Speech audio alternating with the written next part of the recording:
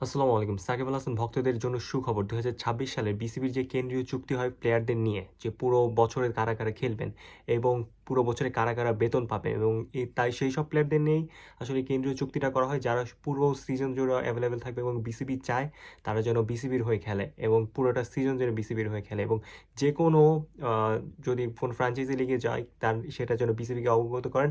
Even most priority, সবথেকে বেশি priority যেন বিসিবিকে দেয়, অর্থাৎ বিসিবি চায় সেই প্লেয়ারটা বিসিবির হয়েই খেলবে এবং সে এমন চুক্তিতে আসলে কেন্দ্রীভূত হতে যাচ্ছেন ১ বছর পর সাকিব আল হাসান। এবং এটা আসলে এই সময়ের ক্রিকেটের সবথেকে বড় নিউজ। আমরা জানি যে বিশ্বকাপ বাংলাদেশ ২০২৬ সালে খেলতেছে না এবং সাকিব আল হাসানকে ছাড়াই ছিল এইবারের প্রথম টি-20 ওয়ার্ল্ড কাপ। কিন্তু সেই টি-20 ওয়ার্ল্ড কাপ আসলে হইল না সাকিব কে ছাড়া।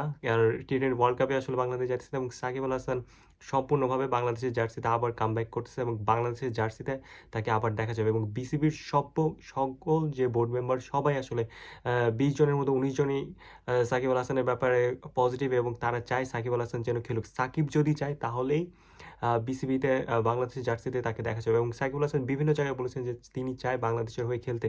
তিনি এখনও বাংলাদেশকে তার দেওয়ার অনেক কিছু আছে এবং আমরা যদি দেখি সাকিবের যে কারেন্ট পারফরম্যান্স আইএল টি-20-তে এই বছরও কিন্তু তিনি প্রায় ৩টা ম্যাচে উনি আসলে ম্যান অফ দ্য ম্যাচ হয়েছেন।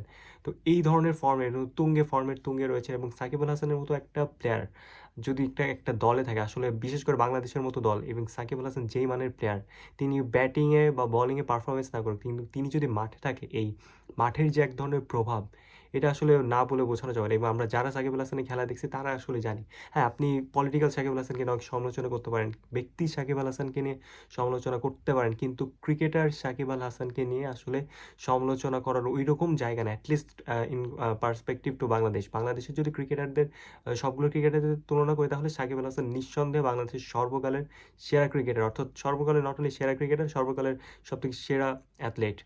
তাকে বা তার ধারে কাছে আসলে এই পর্যন্ত বাংলাদেশের কোনো ক্রিকেটার আসলে হয়নি এবং আগামী ১০ কি আগামী ৫০ কিংবা ১০০ বছরে সাকিব আল হাসানের মতো কোনো প্লেয়ার বা এই মানের প্লেয়ার হবে নাকি সন্দেহ। নট অনলি পারফরম্যান্স, তিনি যে ধরনের চিন্তাধারা নিয়ে যে ধরনের চিন্তাধারার প্রসেস করেন ক্রিকেটেও, তার যে জ্ঞানের পরিধি, এই সমসাময়িক আসলে জ্ঞান বাংলাদেশের কোনো ক্রিকেটারের নাই এবং তারই ধারাবাহিকতায় কিন্তু সাকিব আল হাসানকে ব্যাক করা হচ্ছে এবং সাকিব আল হাসানকে আসলে অনেক আগেই ব্যাক করানো হইতো। তার সাথে অনেকবার কন্ট্যাক্ট করেছেন, সাকিব আল হাসান নিজেও চাইছে বাংলাদেশের জার্সিতে খেলতে, কিন্তু বিসিবির যে সাবেক ক্রীড়া উপদেষ্টা জনাব আসিফ মাহমুদ, তিনি আসলে সাকিব আল হাসানের সম্পূর্ণ এবং পুরোপুরি বিরুদ্ধে এবং তার যেই মতাদর্শের কারণ কিন্তু যথেষ্ট ভ্যালিড এবং ওই মতাদর্শের কারণে আসলে সাকিব আল হাসান তার সাথে কন্ট্রাডিক্ট করে এবং তারই ধারাবাহিকতায় তিনি কোনোভাবেই চায় না যেন সাকিব আল হাসান বাংলাদেশের জাতীয় দলের জার্সিতে খেলে এবং তিনি যখন পদত্যাগ করেছে এবং সেই গুঞ্জনটি আবার শুরু হয়েছে এবং পরবর্তীতে এখন আসলে কনফার্ম করলো বিসিবিতে যে সাকিব আল হাসান বর্তমানে এই ২০২৬ সালে কেন্দ্রীভূত হচ্ছে এবং সাকিব আল হাসান বাংলাদেশের জার্সিতে দেখা যাবে।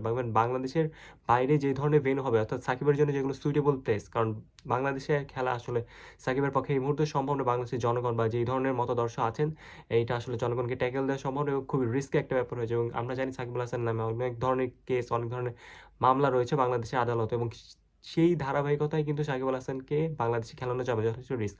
তো তার জন্য বাংলাদেশের বাইরে যে ধরনের সকল ভেন্যু আছে এবং সাকিব আল হাসান যদি চায় বাংলাদেশে তাকে খেলানো যাবে এবং বিসিবি আগ্রহ প্রকাশ করছে সাকিব আল হাসানের তার যেই অভিমত, তার যে অভিব্যক্তি, এই ব্যাপারে তার কি রিপ্লাই হয় এটার জন্য আসলে তারা ওয়েট করতেছে বিসিবির দিক থেকে সম্পূর্ণ গ্রিন সিগন্যাল এবং পজিটিভ সিগন্যাল। এরপর এটাই ছিল এই পর্যন্ত সাকিব আল হাসানকে নিয়ে লাস্ট আপডেট এবং সাকিব আল হাসান ভক্তদের জন্য এটা আসলে অন্যতম একটা সুখবর। প্রায় দীর্ঘ ১ বছর সাকিব আল হাসানকে আসলে বাংলাদেশ ক্রিকেটে দেখা যাচ্ছে না। তিনি আসলে যে কি ছিলেন তার ভক্তকুল যথেষ্ট মিস করছে। এখনও আমরা জানি গতবারের বিপিএল, এবারের বিপিএল সাকিব অনেক নানা তুমুল কাণ্ড হয়ে গেছে এবং অর্থাৎ এইবারের আসলে তুমুল কাণ্ডর অবসান ঘটতে চলছে এবং ফাইনালি সাকিব আল হাসান ব্যাক করতে যাচ্ছেন। ক্রিকেটার সাকিব আল হাসানকে পছন্দ করেন এমন মানুষ আসলে বাংলাদেশ ক্রিকেটে খুবই কম রয়েছে। তার তার ক্রিকেটীয় জ্ঞান, তার ক্রিকেটের প্রতিভা, তার ক্রিকেটের প্রতি বাংলাদেশের যে পরিমাণ অবদান, তিনি আইপিএল খেলেছেন, দীর্ঘ সময় ধরে বিবিএল খেলেছেন। বিশ্বের এমন কোনো লিগ নাই, নামি দামি লিগ নাই যেখানে সাকিব আল হাসান খেলেন এবং বাংলাদেশের নাম উজ্জ্বল করেনি। তো সেটাই ছিল আজকে। আমি নিজেও খুব খুশি। আপনাদের কেমন লাগতেছে ক্রিকেটার সাকিব আল হাসানের কামব্যাক নিয়ে? প্লিজ কমেন্ট করে জানাবেন। আল্লাহ হাফেজ।